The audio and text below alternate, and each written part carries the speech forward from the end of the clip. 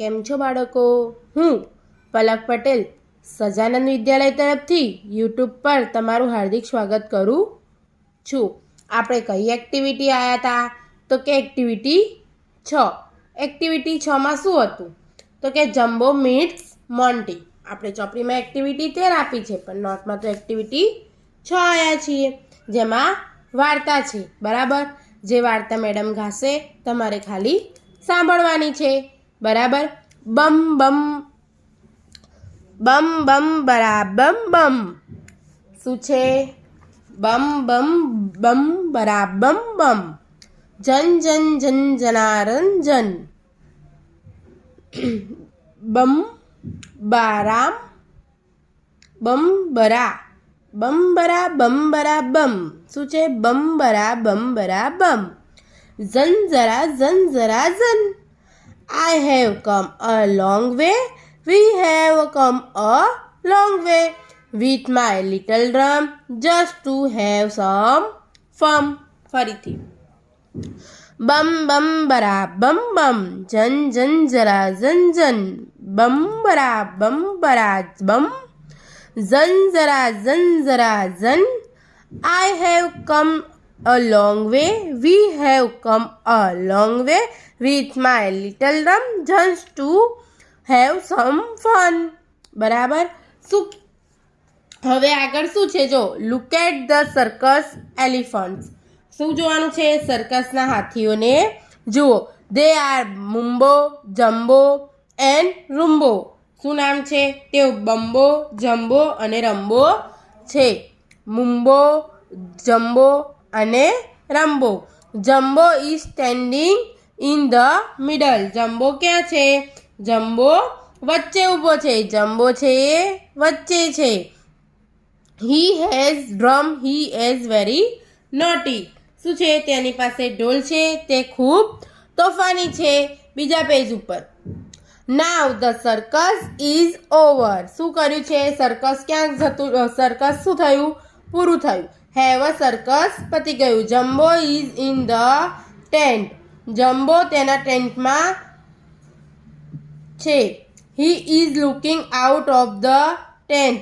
તે ટેન્ટમાંથી જોઈ રહ્યો છે. He is hungry. શું ખાય છે?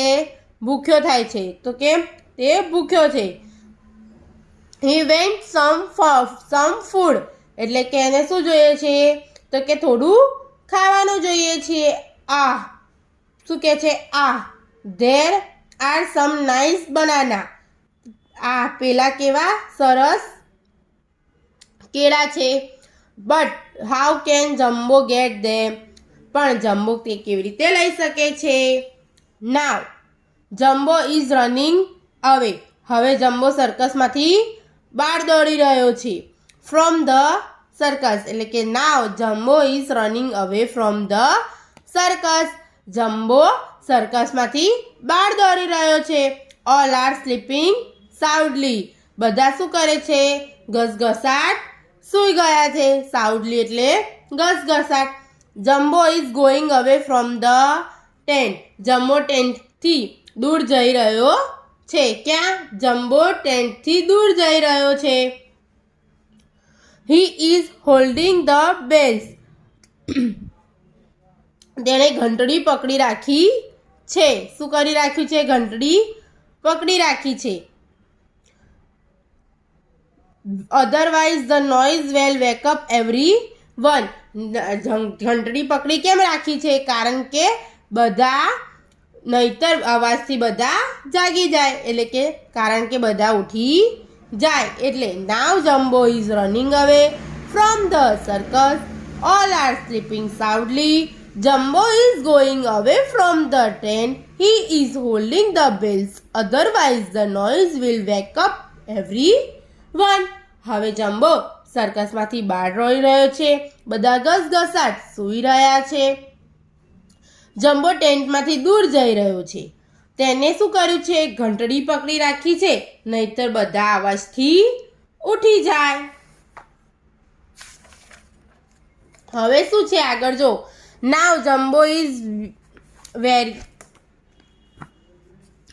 Is very near the tall banana tree. ક્યાં જાય છે જમ્બો? જમ્બો હવે ઊંચા કેળાના ઝાડ પાસે જાય છે. He loves banana and he is hungry too. He loves banana and he is hungry too. તે શું કરે છે? તેને કેળા ભાવે છે અને તે કેવો થયો છે? બહુ જ ભૂખ્યો થયો છે. Oh, what is Jumbo doing now? Oh, what is Jumbo doing now? Oh, jumbo શું કરી રહ્યો છે? He cannot reach the banana. તે કેળા સુધી પહોંચી શકતો નથી. They are so high. શું કરે? કેળા કેવા છે? કેળા તે ખૂબ ઊંચા છે. He is shaking the tree. He is shaking the tree hard. શું તે ઝાડને જોરથી હલાવી રહ્યો છે? ઝાડને શું કરે છે? જોરથી હલાવી રહ્યો છે.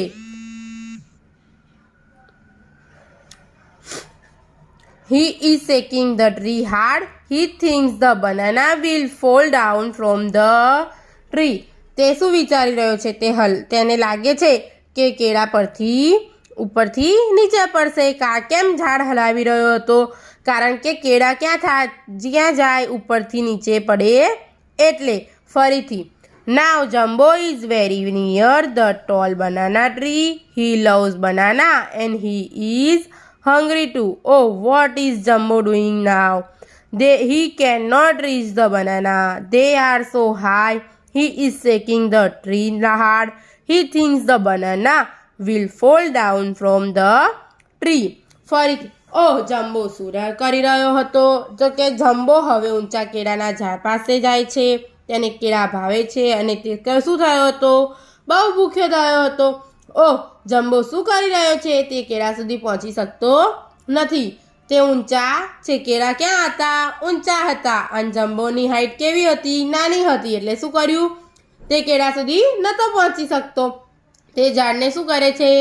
જોરથી હલાવી રહ્યો છે. તેને લાગે છે કેળા ઝાડ પરથી નીચે પડશે. બરાબર.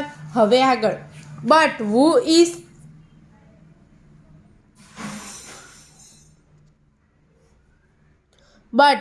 is sleeping on the banana tree?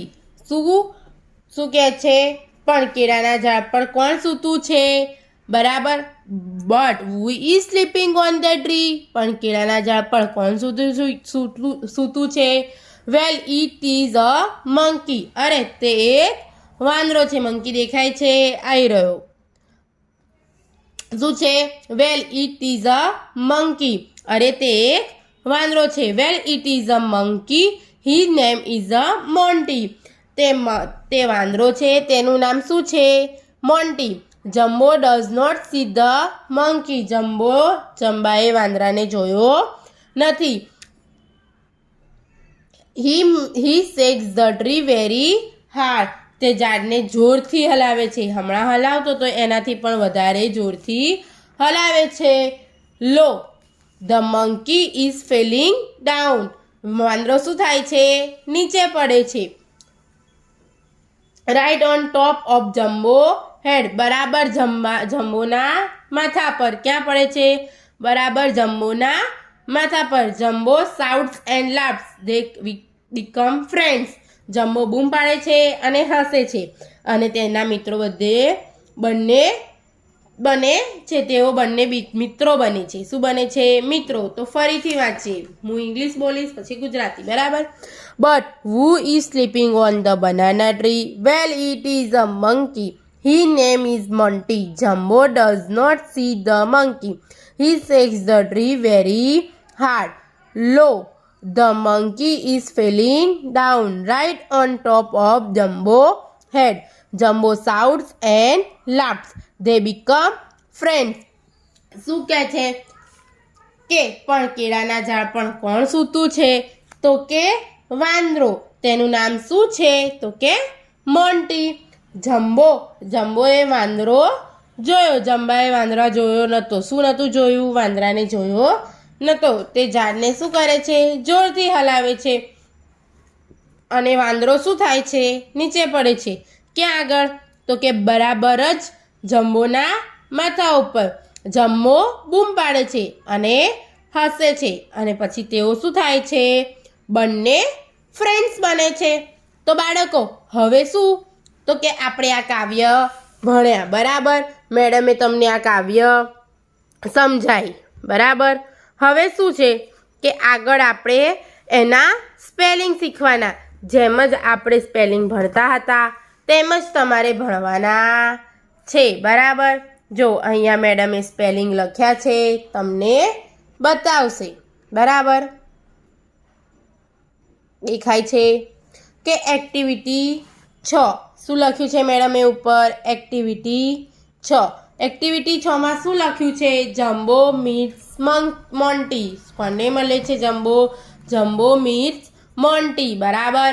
હવે તમે આગળ યુનિટમાં શીખી ગયા કાવ્યમાં કે જમ્બો કોણ હતું? તો કે હાથી હતો અને મોન્ટી વાંદરો હતો. એટલે કે જમ્બો વાંદરાને મળે છે એવું. તો નીચેના અંગ્રેજી શબ્દો અને તેમના ગુજરાતી અર્થ તૈયાર કરો અને લખો. શું કરવાનું છે? શબ્દો છે એને તૈયાર કરવાના છે અને લખવાના છે. તો પહેલું શું આપ્યું છે? DRUM, ડ્રમ એટલે ઢોલ. DRUM, ડ્રમ એટલે ઢોલ. OVER, ઓવર એટલે પૂર્ણ. OVER, ઓવર એટલે પૂર્ણ. FUN, ફન એટલે મજા. FUN, ફન એટલે મજા. મિડલ. MIDDLE, મિડલ એટલે મધ્ય. NAUGSTY, નોટી એટલે તોફાની. FOOD, ફૂડ એટલે ખોરાક. NOISE, નોઇઝ એટલે ઘોંઘાટ. NOISE, નોઇઝ એટલે કે ઘોંઘાટ. FALL, ફોલ એટલે પડવું. FALL, ફોલ એટલે પડવું. આપણે આગળ કાવ્યમાં શીખી ગયા કે ડ્રમ, ઓવર, ફન, મિડલ આ બધા સ્પેલિંગ આવતા હતા. જો તમને એના અર્થ ના ખબર હોય તો ખબર ના પડે. એટલે મેડમે સ્પેલિંગ લખાયો, અર્થ લખાયો અને તેનો ઉચ્ચાર લખાયો. હવે તમે કહેશો કે આ સ્પેલિંગ કેટલી વાર લખવાના? તો બેટા આપણી નોટમાં કેટલી વાર લખીએ છીએ? 5 વાર. તો આપણે આ સ્પેલિંગ 5 વાર લખવાના. કેટલી વાર? 5 વાર. હવે આગળ જો શું છે કે નીચેના વાક્યોનું અંગ્રેજીમાં ભાષાંતર કરો. શું કરવાનું છે? અંગ્રેજીમાં ભાષાંતર કરવાનું છે. શેનું કરવાનું છે? તો કે નીચેના વાક્યોનું. શેનું? નીચેના વાક્યોનું. તો હવે શું છે અહીંયા? જમ્બો પાસે ઢોલ છે. તો શું થાય? Jumbo have a drum. શું થાય? Jumbo have a drum. શું કીધું છે અહીંયા? જમ્બો પાસે તો કે હેવ, ઢોલ તો કે ડ્રમ અને છે એટલે ઇઝ. પણ અહીંયા તો જમ્બો પાસે ઢોલ છે તો કે jumbo have a drum. Have છે અને પાસે, બરાબર. પછી શું છે? જમ્બો ખૂબ તોફાની છે. જમ્બો કેવો છે? તોફાની. તો કે જમ્બો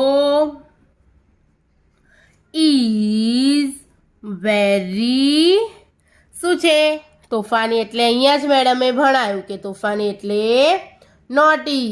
NOUGST, નોટી એટલે તોફાની. તો કે NAUGHTY, નોટી એટલે કે તોફાની. પછી શું છે? તે ભૂખ્યો છે. શું છે?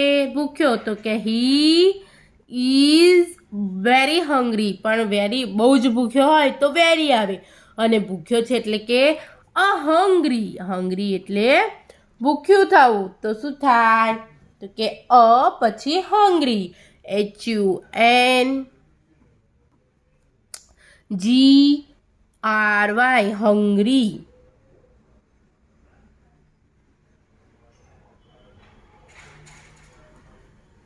બરાબર. તેને કેળા ભાવે છે. કોને કેળા ભાવે છે? જમ્બોને. તો કે he loves banana. He is loves banana. Banana.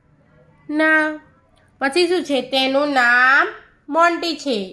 Monty કોનું નામ હતું? તો કે વાંદરાનું. કોનું નામ હતું મોન્ટી?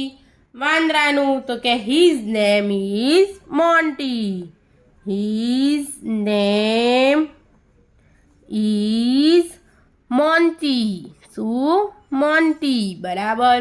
હવે જો આ પ્રશ્ન 2 પૂરો થયો.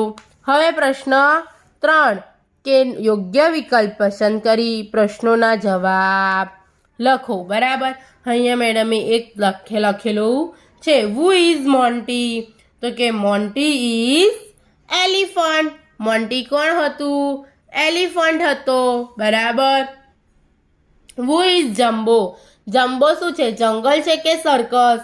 તો કે jumbo is in a circus. Jumbo sorry, where is a jumbo? Jumbo ક્યાં છે? જંગલ અથવા સર્કસ? તો કે jumbo is in a circus. Jumbo is in a circus. બધા એમ કહેશે કે ઇન કેમ લાગ્યું? તો કે ઇન એટલે કે અંદર. જમ્બો ક્યાં હતો? જમ્બો તો સર્કસની અંદર હતો ને, એટલે ઇન લાગે. બરાબર. હવે પાછો પ્રશ્ન છે, પ્રશ્ન 3 નો ત્રીજો કે હુ ઇઝ અ નોટી? શું લખ્યું છે? Who is a naughty? Naughty કોણ હતું? તો કે જમ્બો હતો કે મુમ્બો હતો? તો કે જમ્બો ઇઝ અ નોટી. કોણ નોટી હતું? જમ્બો. તો કે જમ્બો ઇઝ અ નોટી.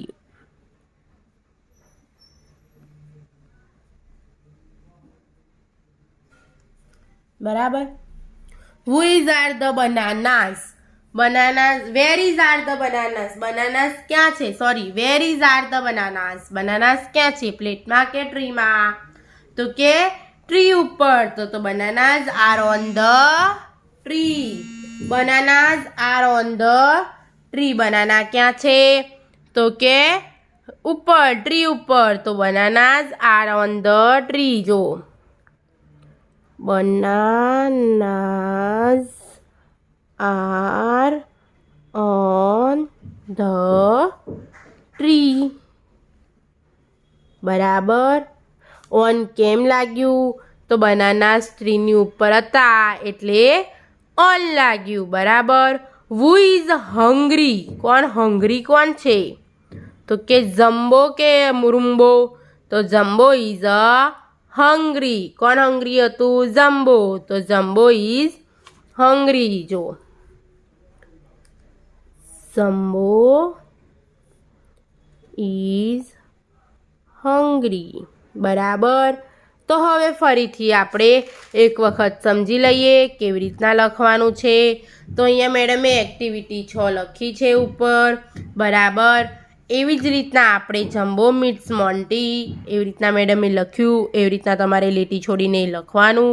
પછી મેડમે અહીંયા સૂચના મારી છે કે નીચેના અંગ્રેજી શબ્દો અને તેમના ગુજરાતી અર્થ તૈયાર કરો અને લખો. તમારે એ રીતના લખવાના. પછી મેડમ અહીંયા સ્પેલિંગ લખ્યા છે. આપણે પહેલેથી શીખતા આવ્યા છીએ કે એક સ્પેલિંગ 5 વખત લખવાનો. કેટલી વખત લખવાનો? 5 વખત. બરાબર.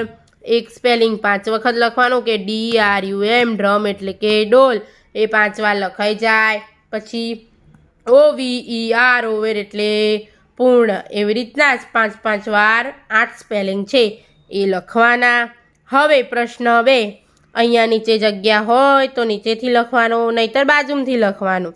જો પ્રશ્ન 2, નીચેના વાક્યનું અંગ્રેજીમાં ભાષાંતર કરો. જમ્બો પાસે ઢોલ છે. Jumbo have a drum. એવી રીતના મેડમે 5 વાક્યો લખ્યા છે. તમારે લીટી છોડીને વાક્યો લખવાના. હવે પ્રશ્ન 3 છે. યોગ્ય વિકલ્પ પસંદ કરી પ્રશ્નોના જવાબ લખો. બરાબર. તો શું છે યોગ્ય વિકલ્પ? તો કે who is a Monty? Monty is a elephant. વિકલ્પ બાજુમાં મેડમે લખ્યા છે. તમારે પણ એ રીતના લખવાના છે. પ્રશ્ન એ જો સૂચના મારી, એક લાઈન છોડી પ્રશ્ન 1 લખ્યો, પ્રશ્ન 2 લખ્યો, પ્રશ્ન 3 લખ્યો, 4 લખ્યો અને 5 લખ્યો. બરાબર. આવી રીતના જ તમારે અહીંયા તમારી નોટમાં લખવાની છે. બરાબર બાળકો. હવે આપણે યુનિટ 3 અહીંયા પૂરું થાય છે. તમારો પહેલું સેમ એટલે કે સત્ર પ્રથમની પરીક્ષા 18 તારીખે જે ચાલુ થાય છે એમાં અંગ્રેજી વિષયમાં 1 થી 3 એટલે કે પહેલું યુનિટ, બીજું યુનિટ અને ત્રીજું યુનિટ. ફરીથી મેડમ પહેલા યુનિટનું નામ બોલી જાય છે.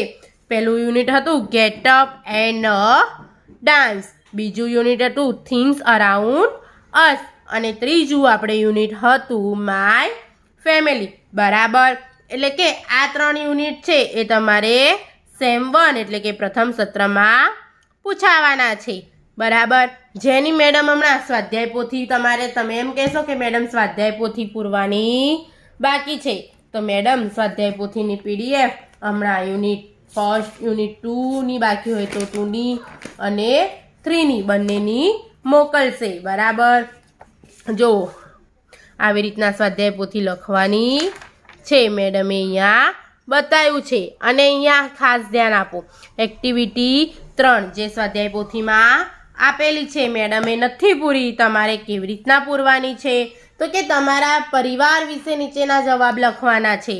એટલે કે તમારા પપ્પાનું નામ શું છે, તમારા પપ્પા શું કરે છે, એવું મેડમે તમને એક્ટિવિટી 3 જે નોટમાં ચલાવી હતી એમાં શીખવાડ્યું હતું. બરાબર. જે તમારે નોટમાં લખ્યા હોય કે તમારા પપ્પા શું કરે છે, તે પછી કેટલા વર્ષના છે, તમારી માતા શું કરે છે, તે કેટલા વર્ષની છે, તમારે ભાઈ કેટલા છે, તમારી બહેન કેટલી છે. બરાબર. એ બધા સવાલ તમારી જાતે લખવાના છે. બરાબર. એટલે કોઈએ મને ફોન કરવાનો નથી કે મેડમ એક્ટિવિટી 3 તમે સ્વાધ્યાય પોથીમાં નથી લખી તો અમે કેવી રીતના લખીએ. તમારે આ રીતના લખવાની છે અને મેડમ આગળ જે ચલાવશે એ મોકલશે. બરાબર. હવે તમારે અહીંયા પહેલું સત્ર પૂરું થાય છે. યુનિટ 1, 2 અને 3 જે પરીક્ષામાં પૂછાવાના છે એ મેડમે ભણાવી દીધા છે. બરાબર. તો હા બાળકો, ખબર પડી? હા તો આવજો. Bye bye.